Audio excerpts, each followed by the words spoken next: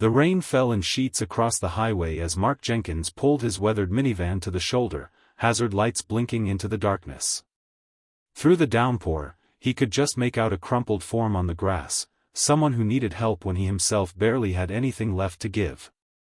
Behind him, his 3 identical 5-year-old daughters slept soundly, unaware that their father's split-second decision to stop would alter the course of their broken family forever.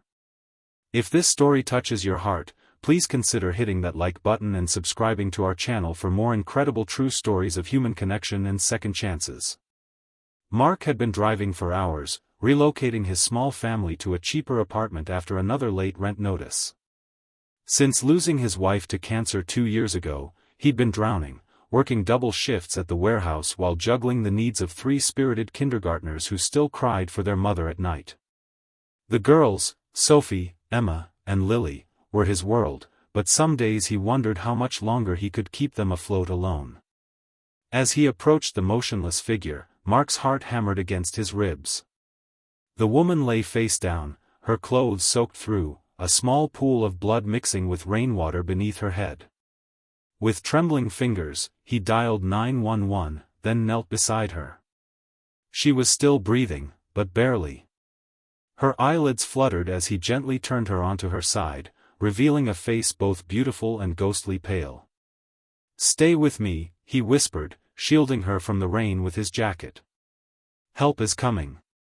The ambulance arrived in a blur of flashing lights and urgent voices. Mark found himself explaining to a half-awake Sophie why there was a sleeping lady going into the ambulance. Something made him follow the emergency vehicle to the hospital, 3 confused little girls in tow.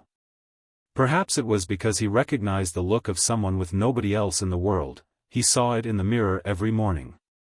Her name was Elena Reyes, the nurse told him when he awkwardly inquired hours later. No identification, no emergency contacts. She'd been beaten and left for dead, likely domestic violence. Mark left his number with the hospital staff, not entirely sure why, then herded his exhausted daughters back to the minivan to continue their journey to their new, smaller home. 3 days later, his phone rang. Elena was awake and had asked about the man who found her. Would he visit?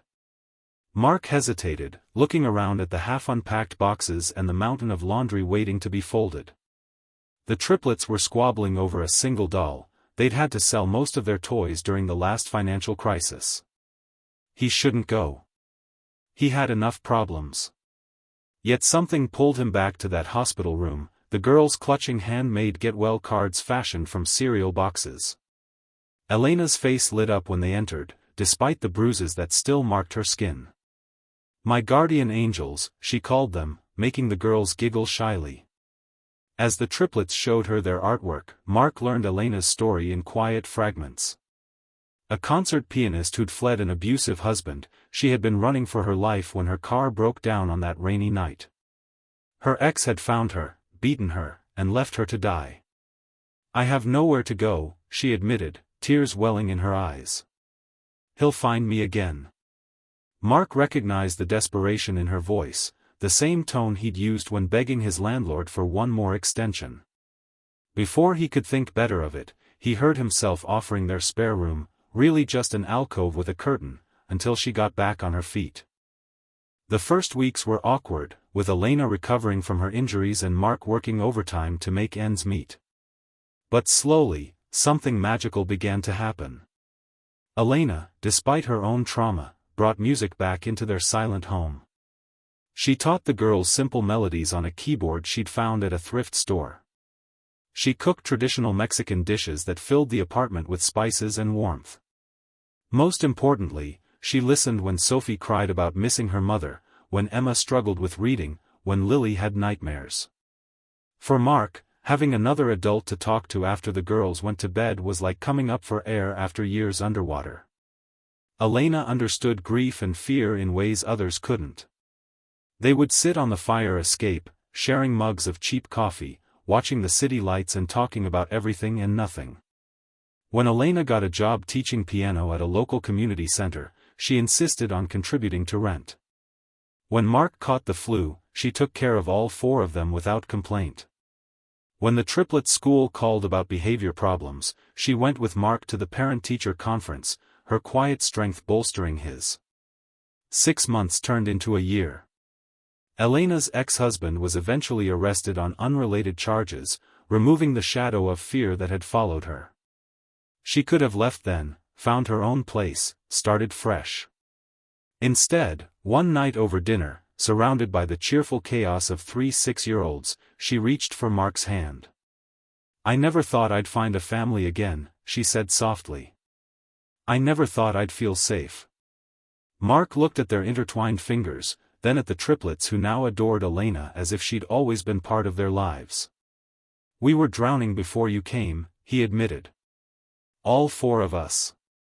2 years after that rainy night on the highway, Mark and Elena were married in a simple ceremony where 3 identical little girls in matching dresses served as flower girls.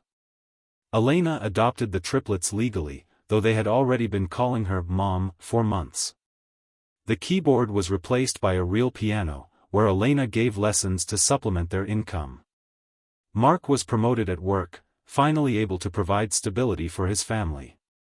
But the most profound change wasn't financial. It was in the laughter that now filled their home, in the music that drifted through open windows on summer evenings, in the way Mark no longer felt crushed by the weight of parenting alone. It was in the way Elena had transformed from a victim to a survivor to a nurturer, finding her own healing through helping heal others. Sometimes, on quiet nights, Mark would think about what might have happened if he hadn't stopped his car that rainy night.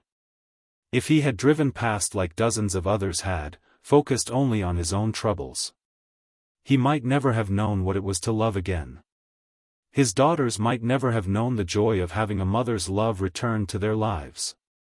And Elena might never have discovered her own strength and capacity for joy. Their story wasn't perfect, they still struggled with bills sometimes, the girls still had moments of grief for their birth mother, and Elena occasionally woke from nightmares of her past. But they faced each challenge together, a family forged not by blood but by choice, by compassion, by a single moment of kindness on a rain-soaked roadside. As Elena often told the girls when teaching them a difficult piano piece, sometimes the most beautiful melodies come after the hardest parts of the song. If this story moved you, please take a moment to like this video and subscribe to our channel. Your support helps us continue sharing these powerful stories of hope, connection, and the extraordinary impact of ordinary kindness. Remember that sometimes the smallest decision, like stopping to help a stranger, can lead to the greatest transformation in our lives.